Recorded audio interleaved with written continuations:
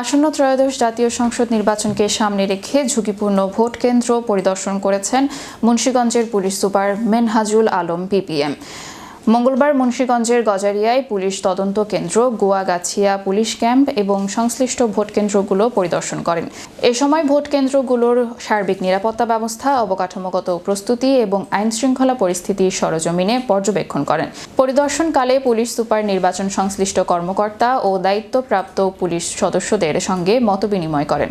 এ সময় তিনি সাংবাদিকদের বলেন, একটি অবাধ, সুষ্ঠু, শান্তিপূর্ণ ও নিরপেক্ষ নির্বাচন নিশ্চিত করতে পুলিশ সর্বোচ্চ সতর্কতা ও পেশাদারিত্বের সঙ্গে দায়িত্ব পালন করবে।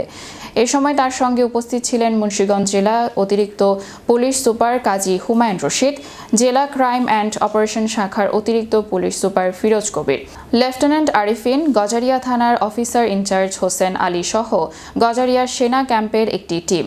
পরিদর্শনকালে স্থানীয় জনপ্রতিনিধি, সুশীল সমাজের প্রতিনিধি এবং বিভিন্ন শ্রেণী পেশার মানুষ উপস্থিত ছিলেন। সামনে ইলেকশনে যাতে মানুষ নির্বিঘ্নে ভোট দিতে পারে, কোথাও যাতে কোনো সমস্যা না হয়, সেই জন্য কিন্তু আমরা আজকে এই যে কেন্দ্র এখানে পরিদর্শন করলাম, যে এই কেন্দ্রে কি সমস্যা হতে পারে সেটা একটু জানা, এখানে কতজন ভোট দিতে হবে, কোথায় কোথায় আমাদের দিতে হবে, এই বিষয়গুলোই কিন্তু আমরা দেখার জন্য আসছি। আপনারা এখানে শান্তিতে থাকবেন, নির্ভয়ে আপনাদের কাজকর্মগুলো করবেন। আপনারা কেউ ব্যবসা করে, কেউ চাকরি করে, কেউ বাচ্চা কাছে স্কুলে নিয়ে যায়, পড়াশোনা করে, দৈনন্দিন যত কাজকর্ম আছে সব মানুষ নির্ভয়ে করবে। আপনাদেরকে নিরাপত্তা দেওয়ার জন্য, আপনাদেরকে সহযোগিতা করার জন্যই কিন্তু আমরা এখানে ক্যাম্প স্থাপন করেছি।